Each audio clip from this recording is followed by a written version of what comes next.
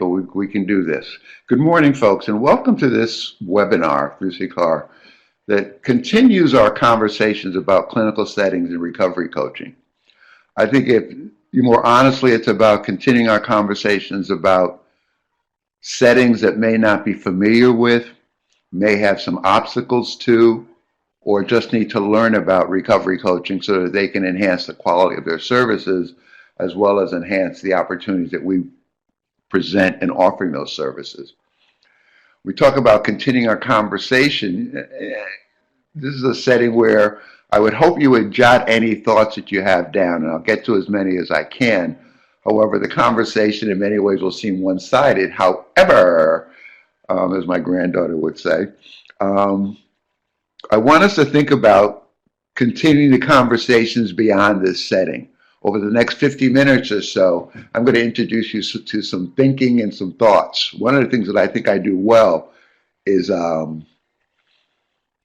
aside from asking good questions, is that I think I make an effort to get people to think about things in a way that they don't think about them. And clearly when Stacy originally raised the prospect of having conversations about recovery coaching in clinical settings where many recovery coaches are finding themselves challenged or limited, I think it's an opportunity for us to think about what we're doing, how we're doing it, and how we might improve our service. And I think that's what we're all about. We take heed of the fact that it's about the recovery, it's not about me. I also want you to think in the context in your settings, wherever they might be, in relation to offering the valuable service and the valuable resource and the valuable opportunities that you present to people in recovery, as well as the other staff who are helping recovery processes. I think at some point it also needs to become about you. And that's just to signal for yourselves at some level getting as much power as you can, because the work that we're doing is important, it's valuable. If you look right under that image that shows the 7 faces, it speaks to a piece from Socrates that I shared the last time we did this, that wisdom begins in wonder. Curiosity, wonder, and awe are concepts that many of us lose as we move beyond childhood and beyond, well, particularly childhood. But as I'm in the second half of my life, and as I continue to try to embrace a way of helping not only myself but other people, wisdom, curiosity, and awe have been reintroduced to my thinking. So wisdom begins in wonder. Wisdom is the ability to be open to the outcome and not attached to the outcome. Being open to the outcome and not attached to the outcome. So as wisdom begins in wonder, the wonder is our ability to be open and not attached. Anytime we become attached, we tend to block the concepts, the thinking, the consciousness that might be valuable to our being as helpful as we possibly can. So let's move on and see where we're going. The focus of our wonder is, how do we co-create competent cultures in clinical and other diverse settings so that they can embrace recovery coaching? Not to say that there aren't settings that are completely embracing or completely partnering with and completely co-creating competent cultures that offer recoveries and recovery coaches and the setting itself its greatest opportunity to be successful in the work that we do. When I do Recovery Coach Academy, when I've done it over the last 10 years, even prior to that, when I was doing a course that I've done for about 25 years with Jim Wolfing called Racism of the Well-Intended, I quickly became dissatisfied with what we called cultural competence. In many ways, we were putting the onus of a responsibility on individuals to be culturally competent in probably what really is our hundreds or thousands of cultures, if we include the subcultures. So over time, as I continue to present the course, my evolution has gone to not about being culturally competent as individuals or even as groups, but how do we begin to co-create, partner with others to develop cultures in the settings that we work in the environments in which we live in and we get our needs in, how do we begin to provide cultures that are competent enough to receive us all, that will embrace us all, that will meet the needs of all? And over time, for me, that has evolved into a concept that you'll see a little bit later that I know I've shared in previous webinars called cultural responsiveness. And I've added a couple of elements to that to stimulate your thinking on how we might do this work better. So how do we co-create? We talked about a partnership, competent cultures in clinical and other diverse settings that will embrace recovery coaching, as well as the cultures that we are making an honest effort to help within. So that's the I wonder circle. And as we do this process of wonder, I wonder, I think about what I'm wondering, I try out what I'm wondering, I observe what I accomplish as I try out what I'm wondering. I encourage you to record those observations and those efforts and that thinking, because you'll need it. It'll be helpful down the road. And in that process, I engage in a process of discovery of myself and discovery of the environments that I'm making a humble effort to be productive in, to be successful in, and on and on and on. It's a circle because it just goes around and around and around. You know, it's a really, if we're going to transform, there's a transition that occurs in that transformation that we want to be open to, and we want to be engaged in, and I call intentionally versus incidentally involved in. This is an active process. You best, as I said earlier, we best teach what we most learn. And when we teach it, we learn it twice. And that's been my ongoing process. Let's talk a little bit about culture matters. The SAMHSA says that recovery is culturally based in influence. I believe that. I believe that wholeheartedly.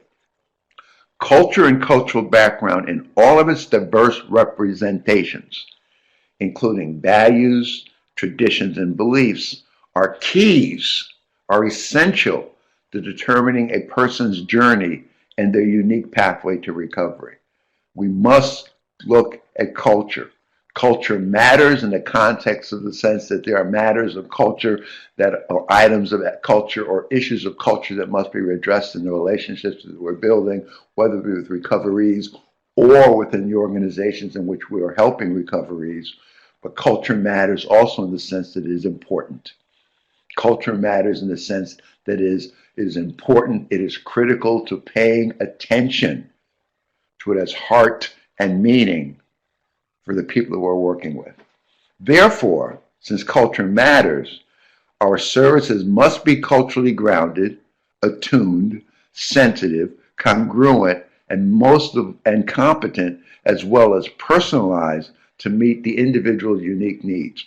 It really speaks to the simplicity of what we share. We're meeting recoveries where they're at, especially in a cultural context. Also, we're meeting organizations, we're meeting settings, we're meeting clinical settings where they're at as well. If we're going to have any opportunity to influence the transformation or the transition to really addressing culture matters that will increase the opportunities of our work being effective and efficient. I found this particular image when I was asked to do, just after I got back on track after my heart surgery and my efforts to live with my my heart failure. I went to Maryland. They asked me to do cultural competence, and of course I translated that into cultural responsiveness. And they also added another concept, cultural humility, which I had heard about but hadn't really explored. So as I began to research, and when I research, I Google images that have the concepts that I'm thinking about. And this one came up, and it makes big sense for me, and I hope it will for you as we move through this webinar.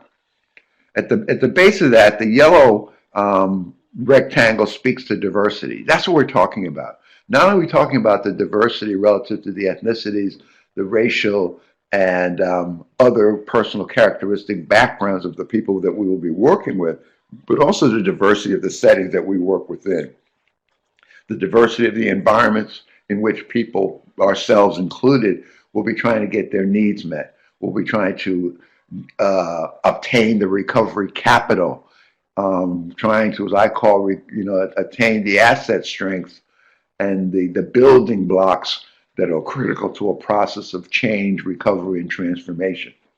So as we look at that diversity, one of the biggest challenges to having diverse concepts, diverse matters, diverse people, diverse environments is the whole concept of inclusion. Not everybody likes everybody. Not everybody knows how to receive everybody. So inclusion can begin to be a big challenge. We are early in our efforts to be more inclusive relative to diversity, especially when I was beginning to do this work 40 odd years ago. People began to think about cultural competence.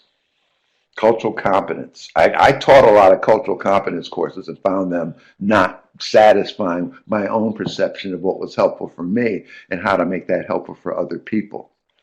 This concept of cultural humility is an opportunity to move through what I think is beginning to move towards what I appreciate and like and connect myself to this concept of cultural responsiveness. So when I talk about cultural responsiveness now, I talk about cultural competence with humility and humanity. And for me, that really speaks to what I would like and to do. White Bison, Robin, is a very powerful resource. It's had tremendous impact on how I think about things. Don Koyas does a very, very, very, very, very powerful video called The Circle of, I think it's The Circle of Life. But basically where he looks at 12-step recovery. And I'm giving you the wrong name, but I'll remember it. But again, it's the Well-Bridie path has been very helpful and very positive. And so as we move through this ascension from diversity, the end piece is equity. And that's where we're really making an honest effort to engage in. That's where we're making an honest effort to move towards. And I think we have to face that with intention versus believing that people will do what needs to be done to include, to embrace, to humbly move towards a path of helping everyone and helping ourselves in the settings that we're working in. Responses to cultural differences can be different. Think about these questions. And again, I think I ask good questions. And the questions aren't to be answered now, but the questions are to be taken away and continue to be thought about. And the questions, I believe, offer an opportunity for you to have conversations that matters with people. Can people hear me? Stacy lost sound. My microphone is flashing. Okay. My microphone is flashing, Stacy. I'm not sure why you lost sound. Your computer's playing tricks with you as mine was with me. I'll continue. But think about these questions in the context of having conversations that matters, most particularly within the settings in which you are providing services, especially clinical settings or especially services that may not be identified as recovery-oriented systems of care. Those are the settings that we clearly want to engage in and connect with. So when you think about responses to cultural differences, and some of the, I think, good questions that we can ask are, what are the responses to cultural differences that you have seen in clinical settings and recovery-oriented systems of care and recovery coaching? You know, what are the responses to cultural differences? Not everybody responds the same, or not everybody responds well, or even well enough. How do you, in your role as recovery coach, respond to the responses to cultural differences in those settings? And we'll look at what the possible responses are in a minute. How does the clinical staff or the clinical setting respond to the cultural differences? And I think these are pointed and helpful questions to ask. And when we talk about solving problems, Andras Arian helps me to think about the way of the the creative problem solver which is what I'm encouraging us to be as we ask hopefully these good questions, is to tell the truth without blame or judgment. In asking clinical staff, in asking within the clinical setting, in asking in settings where cultural differences may not be being responded to in the most productive or healthy way, we want to tell the truth as we see it, and yet in telling that truth, help people to hear, I'm not judging, I'm not blaming. I make a humble effort to bring more value to the work that we're doing and improve the quality of care and improve the quality of life of recoveries that I'm working with within this setting. And another question we can ask without blaming or judging, and the blame or judgment is also not on ourselves or judging ourselves. Again, the perception may be, well, if I raise these issues, they may not like me and they may fire me, or they may not let me do my work. You've got to make choices in relation to that.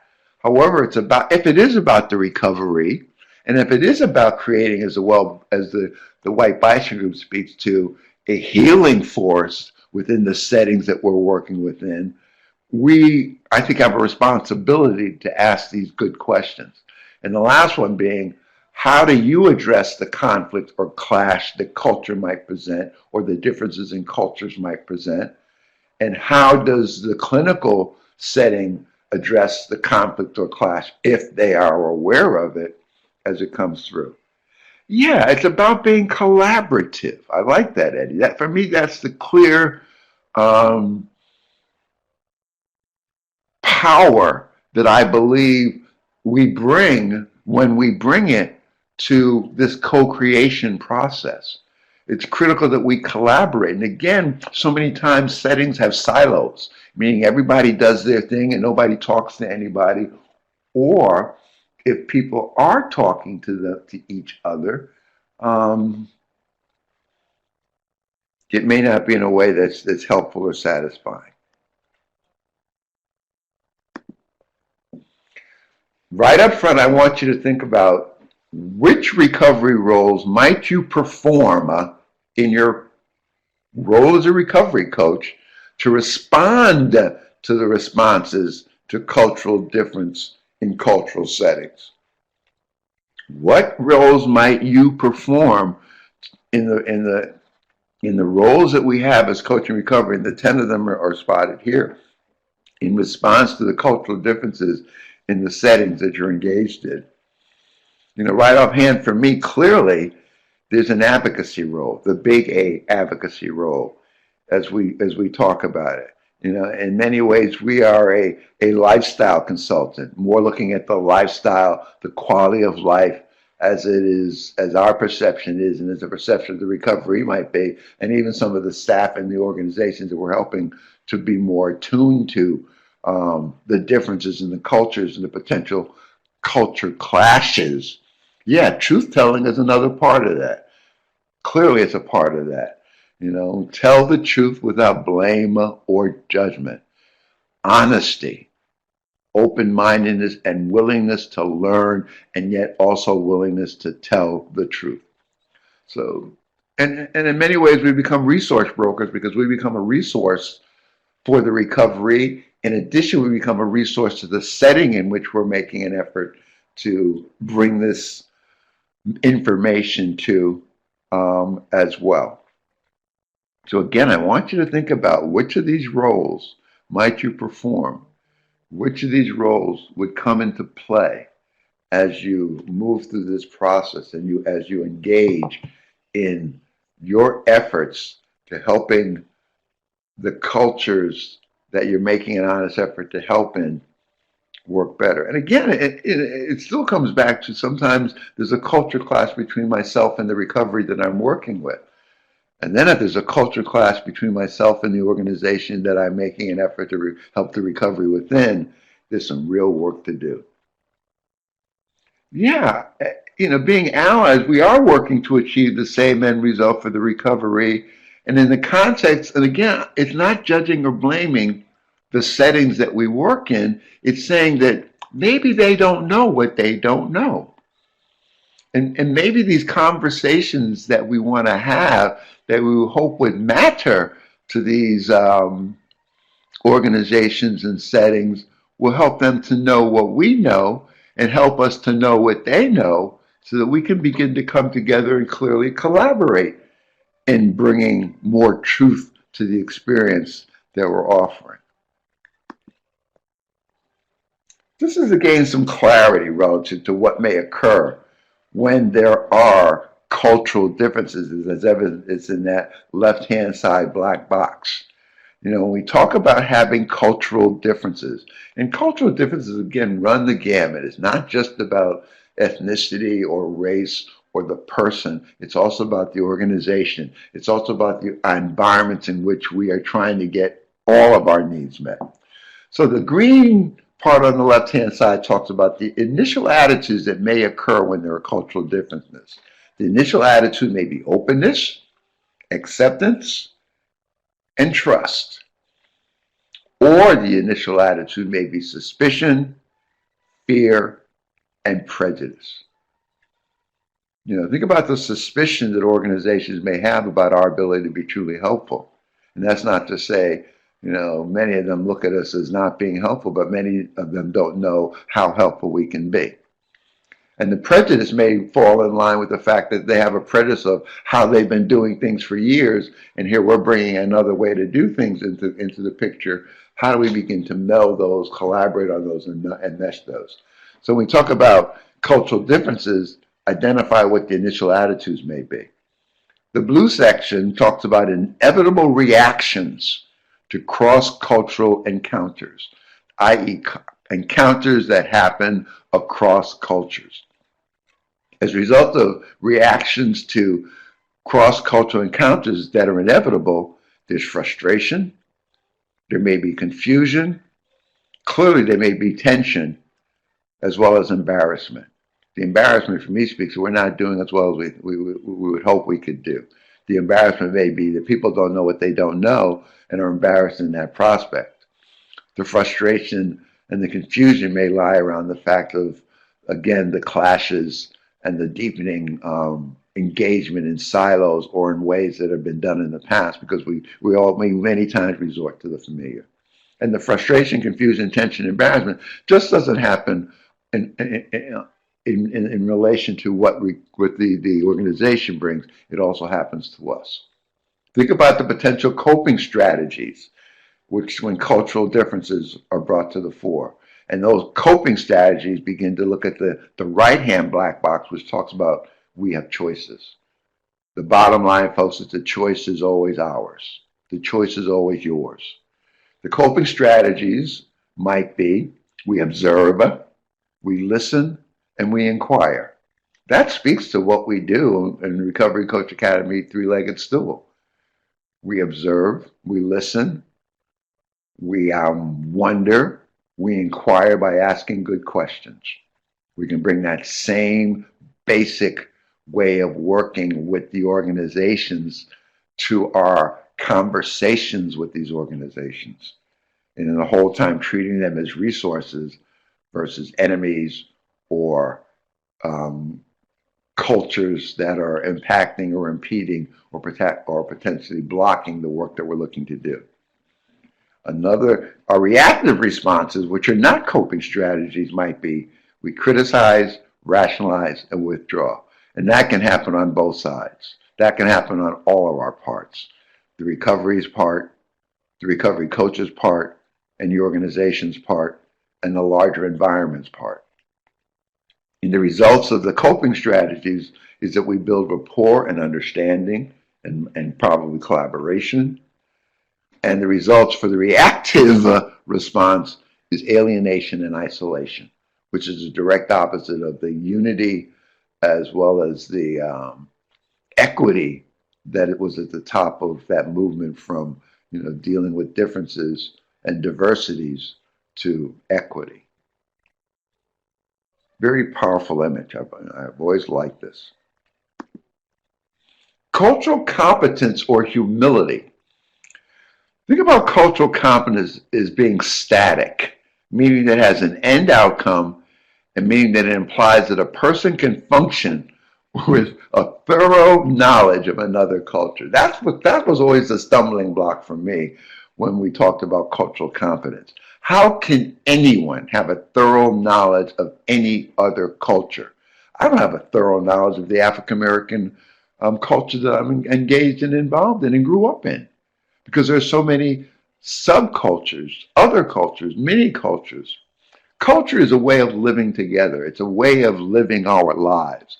And not everyone lives their lives in the same way. So how do we pretend we can have a thorough knowledge? Not. Cultural humility, on the other stance, is dynamic. It breaks down barriers. Dynamic means it is ever growing, ever flowing, ever offering the opportunity to learn and grow. Cultural humility is dynamic. It breaks down barriers, and it goes beyond cultural competency in the fact that it suspends what you know or what you think you know about a person and their culture. If I want to begin to get a sense of a culture of a human being, and more importantly, who that human being is and how they identify themselves, versus trying to go through this prescription of cultural competence that was offered early on in our humble efforts to have more power in embracing these difficult concepts. My first question in this context is, what do you want me to know about you? What is it that you want me to know about you? And that conversation usually takes us to a point where the person begins to talk about what has heart and meaning for them. And much of what has heart and meaning for another human being is the context of the culture that they embrace. And we'll always find that they embrace multiple cultures. We all do. None of us have a singular, static cultural experience in this world. Finally, Joe Gallagher of the First Nations, which is Native American Health Authority, speaks to be culturally humble means that I am willing to learn. Goes back to that concept of a commitment to learning. My introduction to helping a recovery to know that I am committed to learning. My initial introduction to an organization to know is, what do you want me to know about the culture of your organization? What do you want me to know about your perception of the clashes in culture that you experience relative to what you perceive to be the culture of recovery, or the culture of recovery coaching that we're bringing to your organization? Good questions. Again, it really taps into the cultural humility that I believe is essential to our ability to do this work well. This was just a nice, cute diagram that talks about cultural humility. Someone called it the humble model. And it's just a reminder of how we address humility in the cultural context. Humble about the assumptions that you make. Understand your own background and culture and how it might impact your assumptions and your understandings. Motivate yourself to learn more about the other person's background, the other person, not the group of those persons. Begin to incorporate this knowledge into your work. Just don't learn it, practice it, utilize it, continue to wonder and be curious on how you can build on it. L is for lifelong learning, and E is to emphasize respect and negotiate service plans. This, I think, fits clearly with what the work that we do as coaches. And then in bringing it to a culture of humility within organizations, I think it has value in introducing it, because it helps them to know, when they look at this makes sense. Many of them may have this as a part of their vision, but don't know how to make it come to fore. So we might be adding value to the environments and to the culture of the environment that we're working with, and don't know it. So again, you might want to take a risk as you tell you the truth without blame or judgment, as you have conversations that matter within the settings, to try to impact the cultures that you're working within. This piece on spirituality or spiritual awakening was a piece that I probably developed about 20 years ago after a whole lot of thinking and working and talking and sharing with people that I was helping and people that I was teaching at multiple levels. And the key piece of this is to introduce this concept of humility, to get to a deepening awareness of what humility might look like. Again, there's nothing wrong with pride, but there's something wrong with false pride. False pride says, I don't need you. I don't need other people. False pride puts me in a stagnant, static position. False pride, in order to be kept alive, embraces a certain dishonesty. False pride lives through being closed and narrow-minded.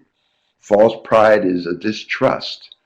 False pride is a controlling effort. False pride is false and fake in many ways. False pride is being judgmental. False pride is predicated, based upon, and generated by fear. That controlling piece of false pride is that, think about the fact, whenever someone begins to control another human being, more times than not, I have come to believe and find and see that it's out of fear. The way to begin to offset being judgmental is to be more curious. And to be more curious is to let go of the fear. So false pride has its challenges. Again, this piece on spiritual awakening is presented in a continuum. And that continuum moves from false pride to humility. And again, none of us are clearly 100% practicing humility, but humility speaks to, I need other people. Every time I think about that concept, I think about, sitting in my room all by myself, getting intoxicated on a quart of rum and listening to Barbra Streisand saying people who need people are the luckiest people in the world. Even in the midst of my active relationship with alcohol and my isolation as a result of that, deep in my soul, I appreciate the fact that I needed other people. So humility says I need others. Humility is the prospect of growing. Humility is the prospect of being honest that I don't know what I don't know. And if I don't know what I don't know, I ask people to help me to look at that. Humility is being open-minded. It's trusting the process. It's trusting the wisdom and the knowledge of other human beings. Humility is about caring versus controlling. Humility is about being true and real versus being false and fake. Humility is about being curious, which offsets being judgmental. Humility is about that struggle that I had early in my recovery. It's about love. And the big challenge that I had with love was that I didn't love myself. I didn't care about myself. And more importantly, I didn't allow other people to care about me. So if we love the work that we do, and for many of us that work it shines through the passion that we have for the work, then love that work and demonstrate your love for that work by being willing to love yourself, love the environments in which you're trying to help enough so that we have conversations that matter, that bring this whole concept of humility to form.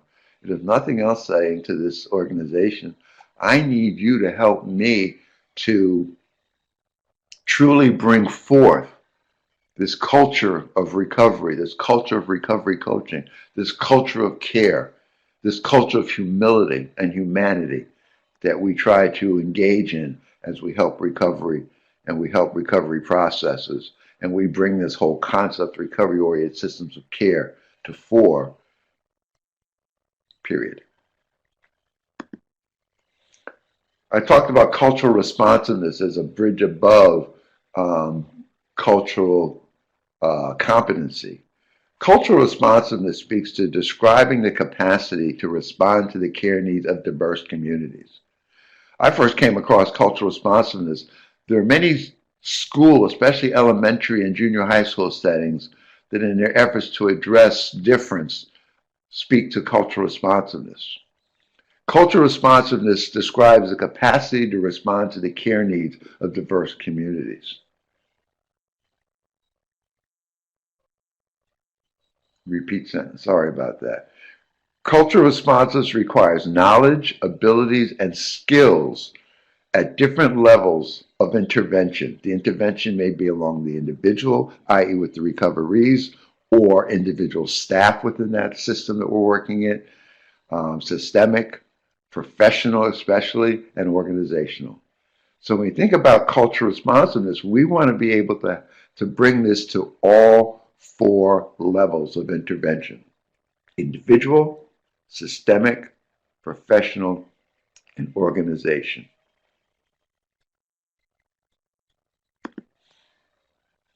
Cultural responsiveness is based on the following principles. Every person has the right to receive high quality care regardless of their cultural, ethnic, linguistic, and spirit religious backgrounds. Understanding and addressing the links among ethnicity, culture, and language will improve care for culturally and linguistically diverse communities.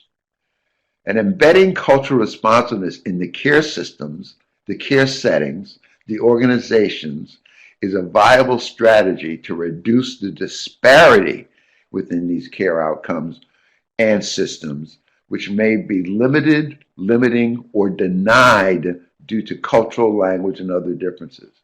And again,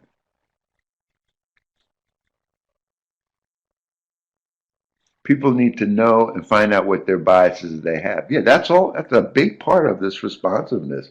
It's about having honest and open and exploratory and discovery focused and curiosity based and wonderment based conversations that matter, where we really get honest with each other and about each other. I mean, when I first started doing Recovery Coach Academy 10 years ago, there was a clear bias. There were so many administrators and supervisors showing up for those early trainings because they wanted to know what the hell this was. And in many ways, it came through in the conversations that we were having that many felt threatened or fearful of what this was. I think over time, there have been less and less of that fear, but that's not to say embedded in the organizations, the fear and the biases and the obstacles still remain. This motivational framework of culture responsive teaching, if you've been with me long enough, you've seen before. I've begun to introduce it in Recovery Coach Academy. I clearly have introduced it in another webinar that I've done called Culture Responsive. So I'm not going to engage in all of it. I'm just going to give you highlights of it and help you to appreciate this is a part of the teaching, the helping, the conversations that we can have within the settings that we work with to help them to better produce a healing forest that will engage organizations in the work that is clearly responsive to the needs of diverse populations as well as diverse ways of helping these populations. That speaks to the multiple pathways of recovery that we're bringing to these settings. So when we think about it, we want to establish inclusion. And the ability to establish inclusion is through respect and connectedness. We want to establish attitudes that people are resources and they have choices and personal relevance as they make their choices. We want to establish meaning, paying attention to its heart and meaning for recoveries as well as the settings in which we're working to help recoveries. And we're going to challenge and engage at the same time with the recovery as well as the organizations. And we want to demonstrate competence by authenticity and effectiveness. So again, these are major themes: inclusion, attitude, competence, and meaning that can help us to build and help us to teach and help us to help organizations and organizations of difference to be more culturally responsive.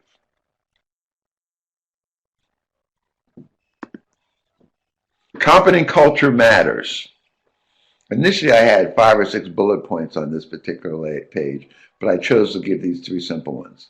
I believe, deep down in my soul, that competent cultures will enrich the culture of clinical settings and diverse settings that have not yet engaged in being more recovery-oriented as recovery coaching demands. I believe that competent cultures respect and engage in the power of interconnectedness, in the power of collaboration. I believe that competent cultures respond to cultural differences with humility and humanity. Humility and humanity. Interconnectedness. This is a picture of my granddaughter. She's the one right smack dab in the middle. I think this was her 4 or 5 year old birthday party. And you can see the difference around her. She's of African American and Dominican ethnicity, and the people around her are various differences in ethnicities. Quote from Chief Seattle on the surrender of his land to America. The earth is our mother. Whatever befalls the earth befalls the sons and daughters of the earth. This we know. All things are connected by the blood which unites one family. We did not weave the web of life. We are merely a strand in it. Whatever we do through the web, we do to ourselves. This is about embracing difference. This is about paying attention to his heart and meaning for us all. This is a piece that comes from, again, the course I've been doing for 25 years called Racism of the Well-Intended. It was a call for action and allies. And I think we're making that same call as we begin to expand the awareness, the knowledge, the wisdom, and the participation of organizations being challenged to embrace difference. Continue this call for humanity. This comes from, of all places, the Harvard Business Review online. Again, when I was Googling humanity, this came up. And it made so much sense for me. And it seemed to have so much value for me. Be mindful of your impact on others. And again, imagine sharing this as an introduction to the work that you do as you begin to have conversations that matter in some of the settings that you're working with to enhance their ability to be more culturally responsive, both with humility as well as humanity. Encourage them to be mindful of their impact on others. Be honest in their relationships and their business of care and caring. Be respectful of differences. And how do you do that? Be open to another person's situation. Be reliable in that openness as well as that willingness to include and that willingness to care. Care is not only a service that organizations provide, but I would hope it would also be an attitude of treating people as resources. Be a listener and a communicator. Be kind. Be and do your best. Most of all, be human. A call for humanity. No, racism of the well-intended is a learning experience that Jim Wolfing and I started 25 years ago in response to our mutual dissatisfaction with the courses that we were teaching in a training institute that we initially worked with, because we were feeling cultural competence didn't go far enough. You know, in our own relationship, Jim is Caucasian, I'm African American, and we found some real blocks to our ability to be interconnected and some real blocks to our relationship. And as we began to, casually explore it, we found that race was about that block. So in many ways, we started to look at each other and help each other and do the work.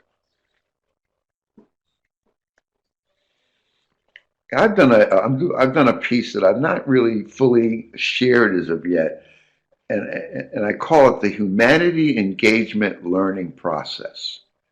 Humanity Engagement Learning Process. Let's not assume that we know how to relate with people with true humanity. Glad you're back, Kathleen. Do not assume. Do not, be incidental in this process, hoping that it'll come to you. I'm encouraging us to be intentional, meaning that we really make a commitment to learning, especially in relation to what we don't know.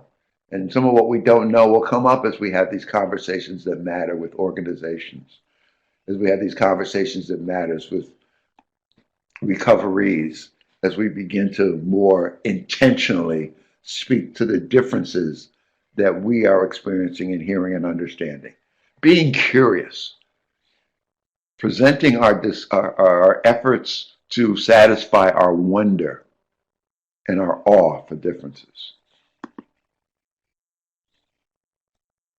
Let's open this up to any questions, comments, feelings, thoughts that you may have had over the course of this work. I'm going to go back to this motivational framework for culture responsive teaching, because I think this is a piece that really, for me, sets the tone of the work that I make an honest effort to do.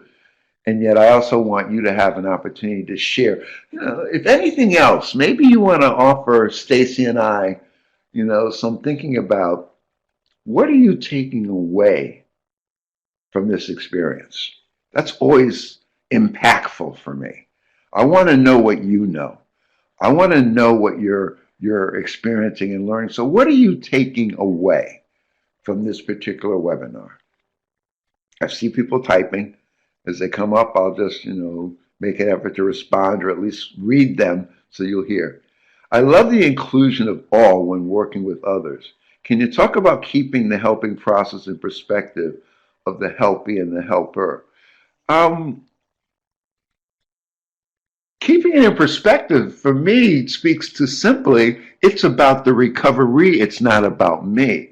When I speak to awe and wonder and curiosity, my primary responsibility is to listen actively and listen with activity, which means that my brain is actively wondering, and my brain is actively questioning, and my brain is actively being curious, and that activity comes forth in my willingness to ask the good questions that I've come to learn how to ask. Embracing change. A major part of embracing change is being a part of a process of transitioning towards change. Learning together and staying curious. Yeah, we can't stay curious if we're judging, blaming, fearing the environments in which we're working or the people that we're working with. Again, it's about developing your art of doing this work. And that's the first time I've said it today. But I'm hoping, what we've done today adds a piece to that art in the sense that this is a science that I'm developing. This is very useful for me to how to frame the issues, so not judgmental or blaming the organization. Yeah, many times I find, Danielle, that I have to preface those remarks by saying, listen, I'm not judging, I'm not blaming, I'm curious. Again, my grandson, patented that expression in my head when he would say, Grandpa, because when he wanted something, he'd say, Grandpa, I was wondering. And that just made me curious what he was wondering about, even though at the pit of my soul, I knew he wanted something. So I'm curious in my relationships with people and organizations. How to work with people whose culture of AOD use is required. Do we promote disengagement and acculturation? What do you mean required? In relation to ceremonies, perhaps? I started working the Mashantucket Pequot Reservation back in the early 90s and found myself coming with a mode of abstinence. And quickly, the social worker who had been there working there 20 years before me really began to introduce me to a concept that now has a full-blown awareness in our heads about the ability to reduce harm. And she made me aware of harm reduction versus expecting their people, because many people had engaged in either ceremonial or habitual use of drugs like marijuana and peyote and other things. I never try to persuade anyone, Cameron says. I would try to help the person with the process of intrinsic motivation for change, whatever that is. I think intrinsic motivation for change helps where the recovery starts to make the argument for change, or even the organization starts to make the argument for change as a result of our being curious and practicing our wonder and asking good questions. You're welcome, Robin. I can't express how much this is going to help me moving forward and apply the practice. And please apply, folks. The work that I do is I try to make it as practical as possible so we can practice it from day one. And asking yourself, what am I taking away? Take away and work with it. Give yourself permission to practice it. New Kids on the Block, responsibility to educate and motivate. Educate in particular. Clearly offer opportunities to learn and to grow and understand what humility is. Ask what humility is. Ask what what do I need to know about you? Excellent. We need to, thanks so much for the questions. I hope this helps. I think we're at our 11 o'clock hour.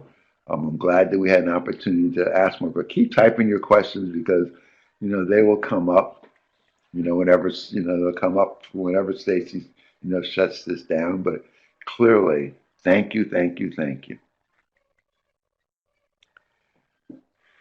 Thank you all.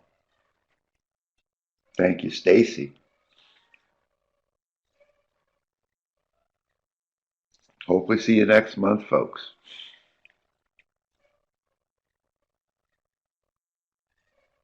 Be well, folks, and lead life well. Take care.